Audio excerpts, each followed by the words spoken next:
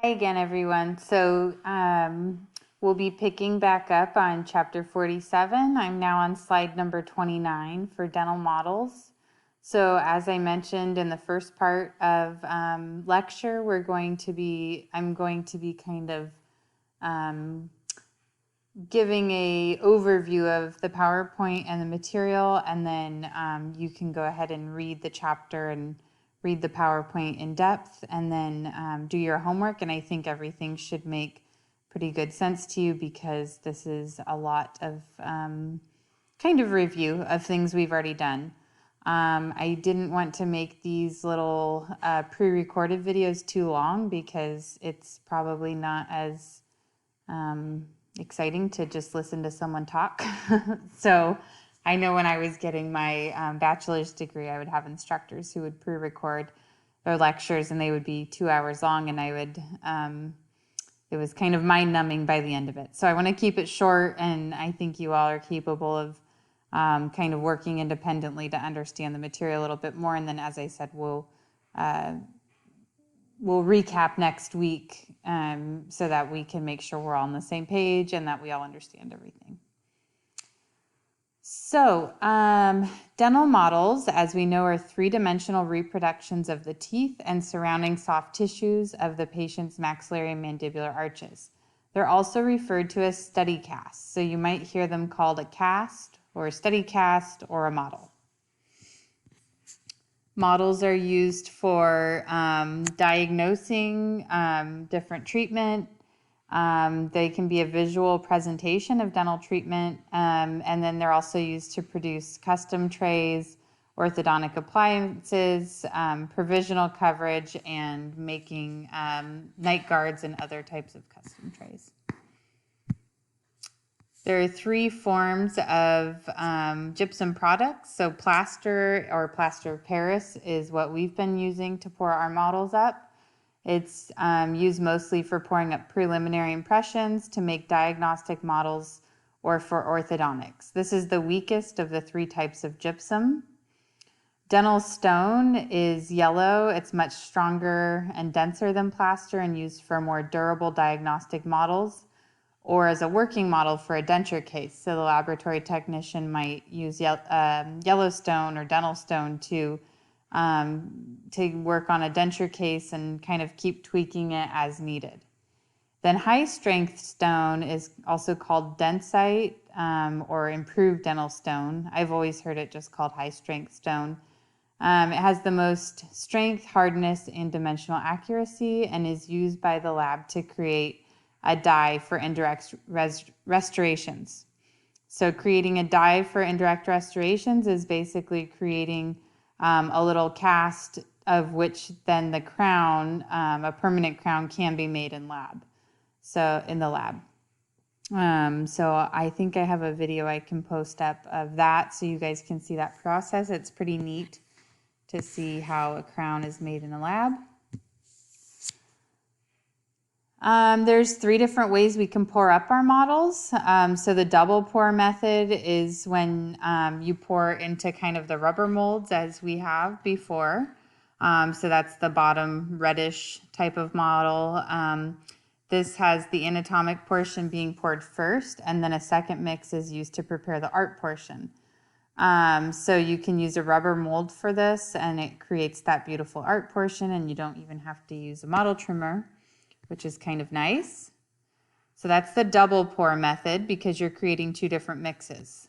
Then you have the box and pour method. So in doing this, you take wax and you form walls around your impression tray.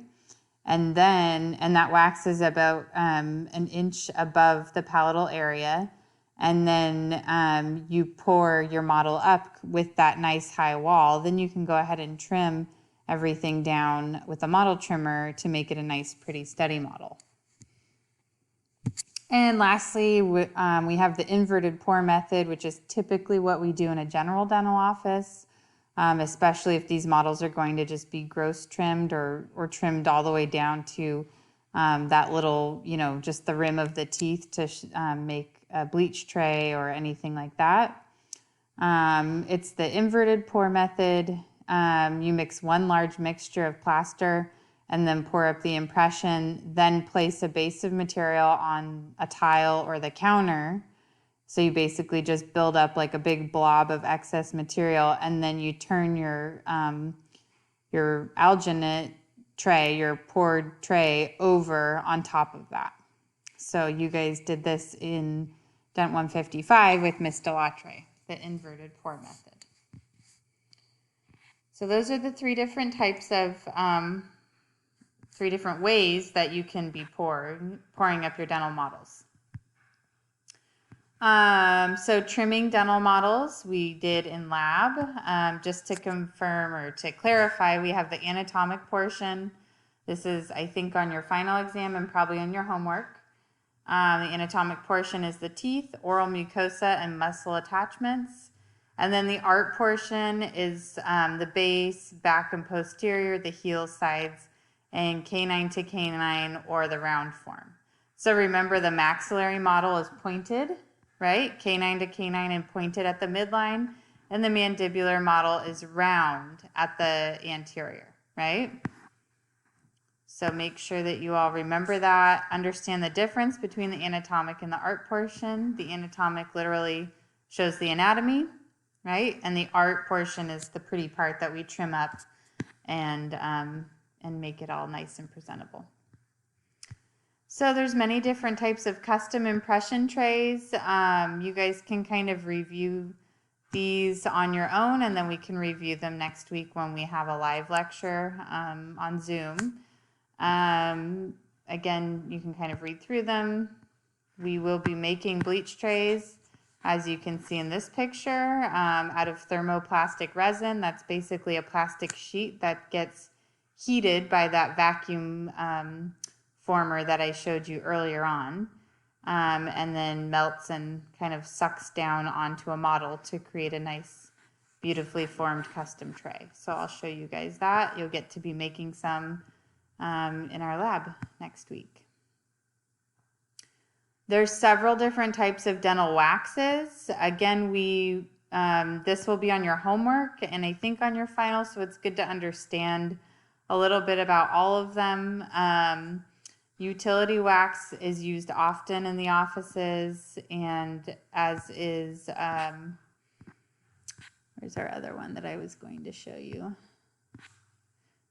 Base plate wax might often be used in the office, and then bite registration wax. So we talked last week about occlusal registrations and taking bite registrations. So bite registration wax is used very often in a general dental office.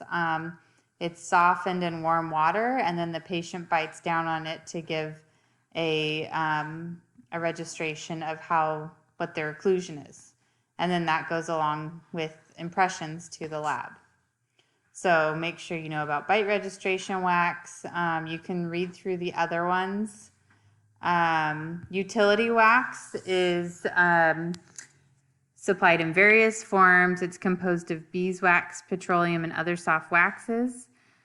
This can be used to extend the borders of an impression tray or cover brackets in orthodontic treatment. So this wax is red. A lot of the time it's clear, and it comes in these ropes that you kind of peel off from the package. If you've had braces, then you've probably been given a little bit of this, and you can kind of ball it up and put it on any uncomfortable areas that might be bothering your cheeks. I can show you guys one day, maybe in our impression materials lab, how to extend the border of an impression tray with that.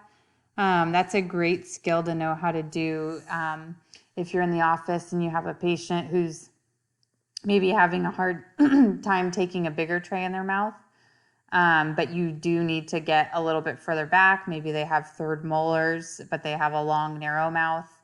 You can use utility wax and kind of build on the back of your impression tray, which helps you cover a little bit more area. It's also a good thing to put on the tray if the patient is maybe a little bit more sensitive and is complaining that the tray is uncomfortable. You can put this on and it helps make it a little bit more comfortable. Boxing wax is soft, pliable, with a shiny appearance. It's applied in long, narrow strips and used to form a wall or box around a preliminary impression, just as we saw in our box and pour method. So I'll go back and show you that. So this is done with boxing wax. It's kind of warmed and then molded around the impression. The other, let's see, I might as well go through these other few here. Sticky wax is supplied in sticks or blocks. The main ingredients are beeswax and resin. I believe that's on your homework.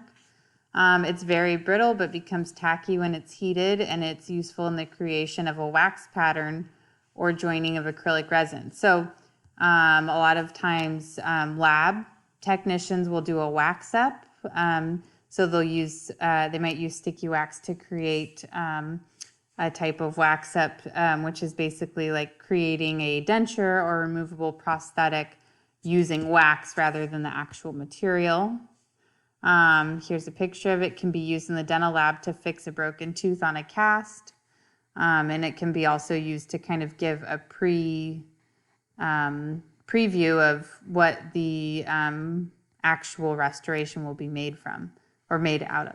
So these might be done in sticky wax first, and then they are then casted in porcelain or PFM or maybe zirconia, some other type of material for the final restoration.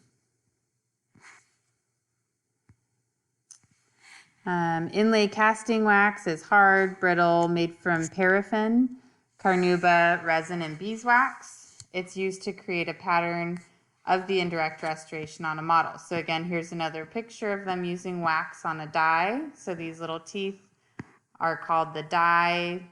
Each one is called a die. And that's part of the whole cast or the whole model that the dental lab technician uses.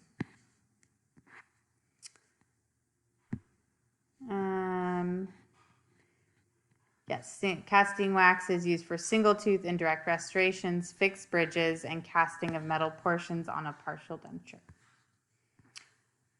So, and then we've already talked about base plate, and then of course bite reg. One thing I want to show you real quick on the bite registration wax, we also have these really cool wafers, which you guys will get to play with a little bit in our impression materials lab. They have a thin sheet of foil between the layers of wax, and this helps prevent the patient from biting all the way through the wax, and which prevents distortion of the occlusal registration. So these are still heated just slightly in warm water and then placed in the patient's mouth, and they can bite down on them. So those are really nice and easy to use.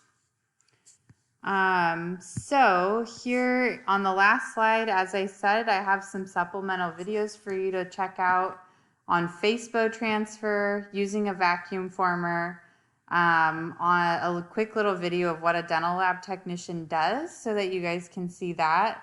I think it's really cool. It's pretty amazing to see what they do or what they can do. If you have the chance to ever go visit one, maybe when you're working in office and go with your dentist to go visit where the lab technician works, it's pretty cool to see all the equipment they use to make beautiful crowns and bridges and dentures and things like that.